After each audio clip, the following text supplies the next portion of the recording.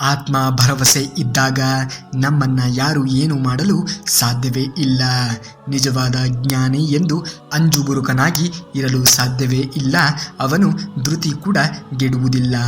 ಮುಂದೆ ಹೀಗಾಗಬಹುದು ಎಂದು ಮನಸ್ಸಿನಲ್ಲಿ ಯೋಚಿಸಿಕೊಂಡು ಕೊರಗುವುದು ಜೀವನವಲ್ಲ. ಮುಂದೆ ಬರುವುದೆಲ್ಲವನ್ನ ಸ್ವೀಕರಿಸುತ್ತೇನೆ, ಅದನ್ನ ಎದುರಿಸಿ ನಿಲ್ಲುತ್ತೇನೆ ಎನ್ನುವಂತಹ ಮನೋಧೋರಣೆಯನ್ನ ಬೆಳೆಸಿಕೊಂಡರೆ ಖಂಡಿತವಾಗಿಯೂ ನೀವು ಜೀವನದಲ್ಲಿ ಮುಂದೆ ಬರಲು ಸಹಕಾರಿಯಾಗುವುದು. ಇತರರಿಗೆ ನಾವು ಯಾವ ವೇಗದಲ್ಲಿ ಒಳ್ಳೆಯದನ್ನ ಬಯಸುತ್ತೇವೆಯೋ ಅದಕ್ಕೂ ಹೆಚ್ಚಿನ ವೇಗದಲ್ಲಿ ಅದು ನಮಗೆ ಬಂದು ಸೇರುತ್ತದೆ. ಹಾಗಾಗಿ ಯಾವುದನ್ನ ಹೇಗೆ ನಾವು ಕೊಡುತ್ತೇವೆ ಎನ್ನುವುದು ಬಹಳ ಮುಖ್ಯ. ನಾವು ಇನ್ನೊಬ್ಬರಿಗೆ ಕೆಟ್ಟದ್ದನ್ನ ಬಯಸಿದರೆ ನಮಗೂ ಒಬ್ಬನು ಕೆಟ್ಟದ್ದನ್ನ ಬಯಸುವವನು ಹುಟ್ಟೇ ಇರುತ್ತಾನೆ.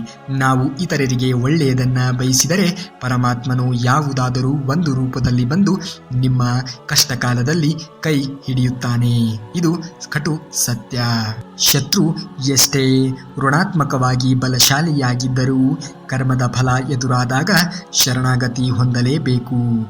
ನಾವು ಎಷ್ಟೇ ಕೆಟ್ಟ ಕೆಲಸಗಳನ್ನ ಮಾಡಿದರೂ ತಾತ್ಕಾಲಿಕವಾಗಿ ನಾವು ಸುಖವಾಗಿ ಇರಬಹುದು. ಆದರೆ ನಿಮ್ಮ ಕರ್ಮದ ಫಲ ಎನ್ನುವುದು ತುಂಬಿದಾಗ ನೀವು ಆ ಪರಮಾತ್ಮನ ಎದುರಿಗೆ ತಲೆ ಬಾಗಲೇಬೇಕು. ಕರ್ಮಕ್ಕೆ ತಕ್ಕ ರೀತಿಯ ಪ್ರತಿಫಲವನ್ನ ನೀವು ಅನುಭವಿಸಲೇಬೇಕು. ಅದು ಬರುವ ಜನ್ಮದಲ್ಲಿ ಅಲ್ಲ, ಈ ಜನ್ಮದಲ್ಲಿಯೇ ಅನುಭವಿಸಬೇಕಾಗುತ್ತದೆ.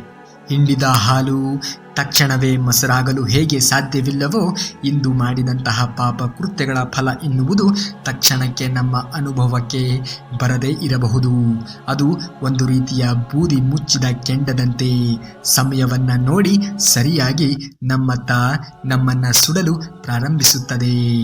ಹಾಗಾಗಿ ಜೀವನದಲ್ಲಿ ಎಂದಿಗೂ ಯಾರಿಗೂ ಕೆಟ್ಟದ್ದನ್ನ ಬಯಸಬೇಡಿ, ಕೆಟ್ಟದ್ದನ್ನ ಮಾಡಲು ಹೋಗಲೇಬೇಡಿ. ಒಳ್ಳೆಯದನ್ನ ಬೇರೆಯವರಿಗೆ ಮಾಡಲು ಸಾಧ್ಯವಾಗದೇ ಇದ್ದರೂ ಪರವಾಗಿಲ್ಲ, ಆದರೆ ಒಂದೇ ಒಂದು ಮಾತು, ಕೆಟ್ಟದ್ದನ್ನ ಬಯಸಬೇಡಿ. ಕೆಟ್ಟದ್ದರ ಪರಿಣಾಮ ಘೋರವಾಗಿ ಇರುವುದು. ಅದು ನಿಮ್ಮನ್ನ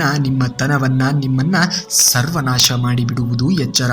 ಆಗುವುದೆಲ್ಲ ಒಳ್ಳೆಯದಕ್ಕೆ ಆಗುತ್ತದೆ, ಆಗಲಿರುವುದು ಕೂಡ ಒಳ್ಳೆಯದೇ ಆಗುತ್ತದೆ. ಹಾಗಾಗಿ ಚಿಂತಿಸುತ್ತಾ ಕೊರಗುವುದರಲ್ಲಿ ಯಾವ ಪ್ರಯೋಜನವೂ ಇಲ್ಲ. ಇಲ್ಲಿ ನೀನು ಬರುವಾಗ ಏನನ್ನೂ ತೆಗೆದುಕೊಂಡು ಬಂದಿರುವುದಿಲ್ಲ. ಹೋಗುವಾಗಲೂ ಮರಳುವಾಗಲೂ ಸಾಯುವಾಗಲೂ ನೀನು ಏನನ್ನೂ ತೆಗೆದುಕೊಂಡು ಹೋಗುವುದಿಲ್ಲ. ಈ ಸತ್ಯವನ್ನ ಅರಿತು ಜೀವನವನ್ನ ನಡೆಸು. ಜೀವನದಲ್ಲಿ ಯಾವುದು ಕೂಡ ಶಾಶ್ವತವಲ್ಲ.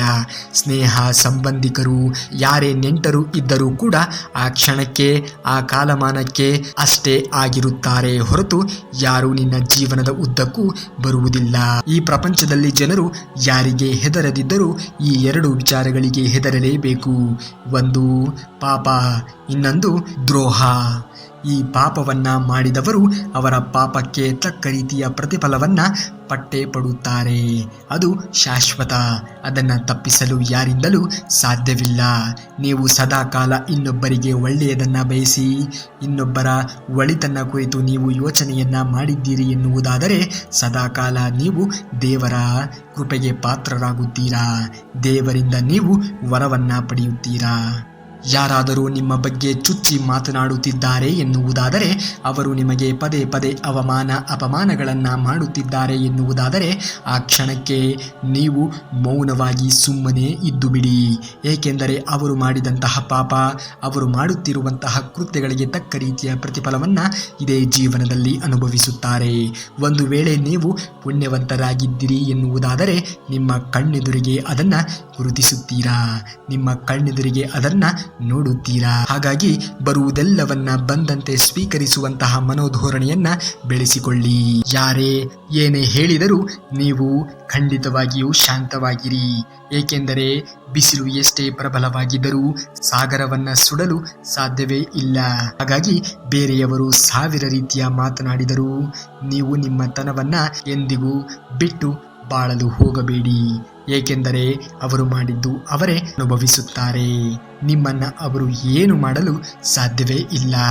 ಅಧರ್ಮ ಎನ್ನುವುದು ಕೇವಲ ಒಂದು ಬಾರಿ ಗೆಲ್ಲಬಹುದು, ಆದರೆ ಧರ್ಮ ಎನ್ನುವುದು ಕಾಲಕ್ಕೆ ನೀನು ಇರುವವರೆಗೂ ಧರ್ಮ ನಿನ್ನನ್ನು ರಕ್ಷಿಸುತ್ತದೆ.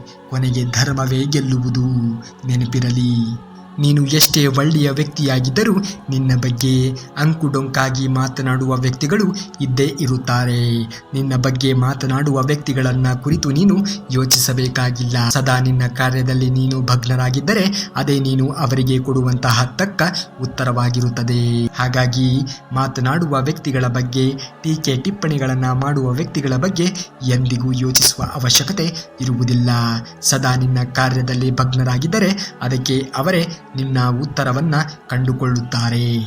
ಇನ್ನು ಇದೇ ರೀತಿಯಾಗಿರುವಂತಹ ಶ್ರೀಕೃಷ್ಣ ಪರಮಾತ್ಮನ ಮಾಹಿತಿಗಳಿಗಾಗಿ ತಪ್ಪದೇ ನಮ್ಮ ಚಾನಲ್ನ ಸಬ್ಸ್ಕ್ರೈಬ್ ಮಾಡ್ಕೊಳ್ಳಿ ಹಾಗೂ ಈ ವಿಡಿಯೋಗೆ ಒಂದು ಲೈಕನ್ನು ಮಾಡಿ.